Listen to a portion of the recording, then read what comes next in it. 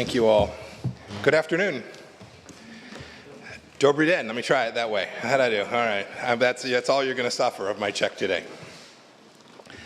Minister Petracek, Speaker of the Chamber of Deputies, Vondracek, Senator Fisher, who I'll be speaking with after my remarks, members of the Parliament, and other distinguished guests, thank you. This is an amazing honor to be with you all today. This has very special meaning to me. Many years ago, too many to speak about, I was a young soldier in Europe, stationed not far from here, near Bayreuth. Back then, it was nearly impossible to imagine that an American Secretary of State would ever deliver an address in this exquisite city that was at that time held captive by communists, or that I'd be the one doing it. I was a young lieutenant. God has been good to us all. This visit is personal for me in another way.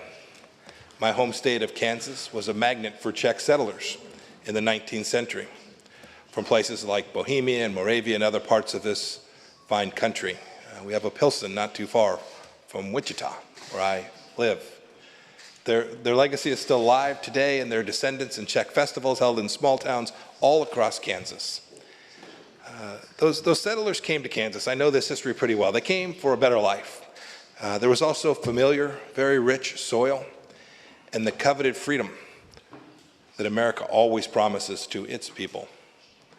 And the Czech people know about freedom, too, and it is indeed a great and enduring bond between our two amazing countries. You all know this history well. In 1918, in Pittsburgh, Czechs and Slovaks living in and inspired by the United States signed an agreement laying the foundations for the new democratic state of Czechoslovakia. And yesterday, had the chance to commemorate in Pilsen 75 years ago, American troops coming to liberate. And that even during the darkest years of the Soviet occupation, the ties that endured through the American people's hopes and prayers for your country and the broadcasts of Radio Free Europe, they meant we were always there. We were always with you. When the Iron Curtain finally fell, Americans rejoiced in your freedom. And it's only fitting that Radio Free Europe and Radio Liberty moved here in 1995. This mission, it's the one that was just spoken about, is as important today as it has ever been. I was serving in America's House of Representatives, the lower body, in 2014, when we put Václav Havel's bust in the U.S. Capitol to mark 2.5 decades of the Velvet Revolution. May it always remain there. 30 years ago, President Havel became the first politician from the former Soviet bloc to come to speak at the joint session of Congress. I went to a handful of them during my time. It's always remarkable. Only the most special leaders are given that opportunity. He said that day, quote, "We're living in very extraordinary times. The human face of the world is changing so rapidly that none of the familiar political speedometers are adequate." It was truly, and it was an extraordinary time, an exciting time for this part of the world as the clouds of communism parted and the rays of freedom burst forth. Central and Eastern Europe rejoined their free brothers and sisters in the West. But we see today that in spite of this great time, we see that many of the geopolitical assumptions that we held back then haven't come to pass. The things we believed just turned out not to be so. And perhaps just now we're recognizing the trends that we should have recognized long ago. Let me be a bit more specific. We see that authoritarianism didn't die in 1989 or in 1991. The storm was still there. It was simply over the horizon. While we wrote the epitaph on those types of regimes, we now know that it was premature. I happen to believe with all my heart that America's friends in the Czech Republic realize this now too. The Czech experience is a harbinger of what other nations on the continent face. Russia continues to seek to undermine your democracy, your security, through disinformation campaigns and through cyber attacks. It's even trying to rewrite your history. We've all seen that. Today, an even greater threat is the threat posed by the Chinese Communist Party and its campaigns of coercion and control. In your country alone, we see influence campaigns against your politicians and your security forces. We see the theft of industrial data that you have created through your innovation and creativity. We see the use of economic levels to stifle freedom itself. It's not tanks and guns. It's very different from that. The CCP initiates retaliation against innocent parties when crossed. It infamously canceled the PFK Philharmonic's trip to Beijing for something as simple as the mayor's efforts to deepen ties with Taiwan. Shanghai canceled its cooperation with Prague after this city signed a sister city agreement with Taipei. Look, you all see this. The CCP leverages economic power to coerce countries. Recall that the Chinese embassy in Prague sent a letter to your former Senate president who had hoped to visit Taiwan. Your free press did amazing work and reported on this strong arming. The letter read as follows, said, quote, Czech enterprises with economic interests in China will have to pay, end of quote. This is deeply inconsistent with each of our values. The CCP lies. It makes those who tell the truth disappear. The virulent pandemic that came from Wuhan spread so widely and caused so much damage because the CCP covered it up. Then there's the tragedy that has befallen Hong Kong and the premature denial of freedom to those people. You see it in far-off places, in their attempts to dominate the South China Sea. You see it in the detention of 1 million Uyghur Muslims living in internment camps in Xinjiang. This is the human rights stain of the century, sustained by companies like Huawei using technology that secret police could only have dreamed of in times gone by. Now, it might be easy to dismiss the China challenge as just a passing irritant, but I hope you all know it is not so. The regime has a Marxist-Leninist core no less than the Soviet Union did, and indeed perhaps more so. The party has always put itself first. Its actions flow from its ideology, and it's paranoid about free societies like ours. What's happening now isn't Cold War 2.0. The challenge of resisting the CCP threat is in some ways much more difficult. That's because the CCP has already enmeshed in our economies, in our politics, in our societies in ways the Soviet Union never was. And Beijing is not likely to change course in the near future, although one lives in hope. No one thought the Berlin Wall would fall. I was a soldier there until in East and then West Germany until 1989, until just a couple weeks before that wall came down. I was serving in a little border unit in a town called Binlach.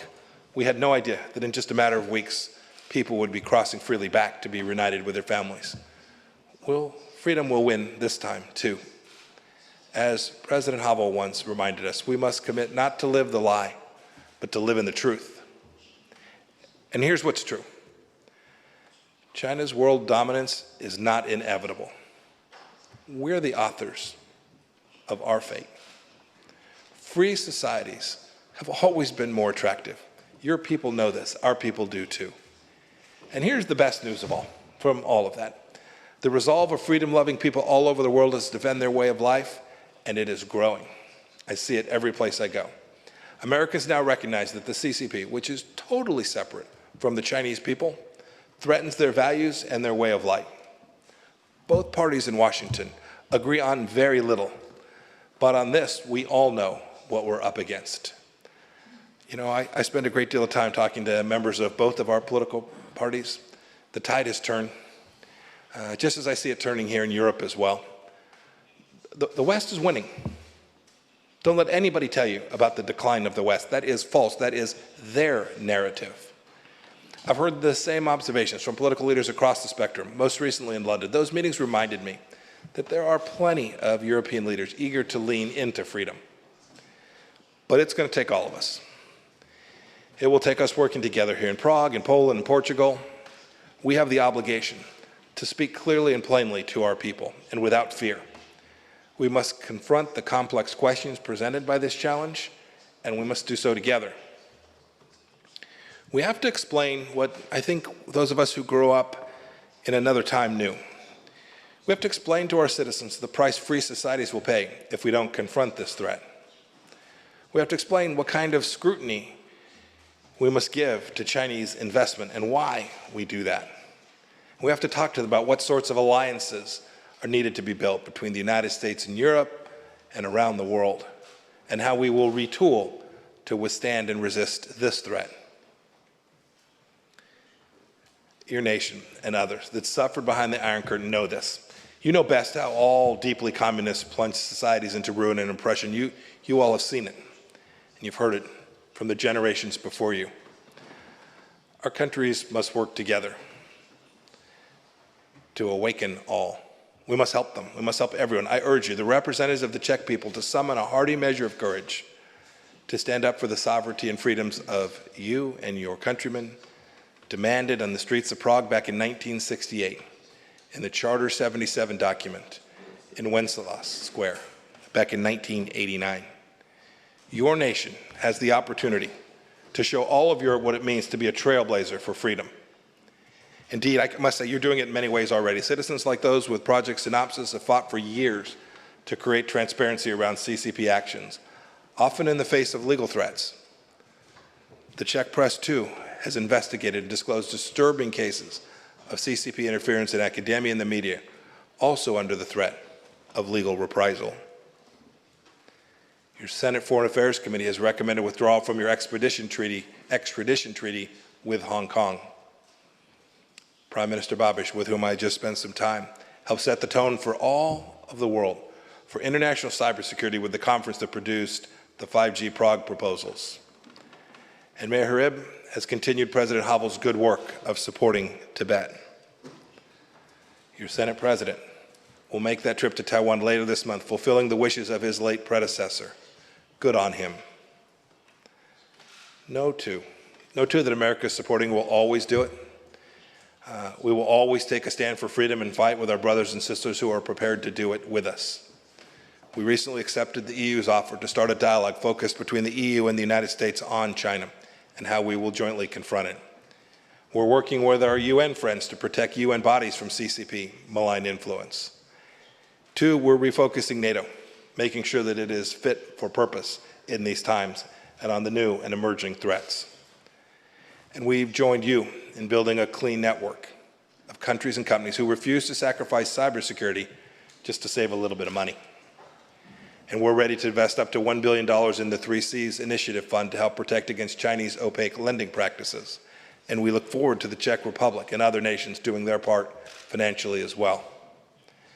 And that canceled PFK Prague Philharmonic trip I mentioned, the American Embassy rescheduled a concert in our ambassador's residence. And we hope to host that group for a trip to the United States just as soon as we can get it arranged. It'll be glorious.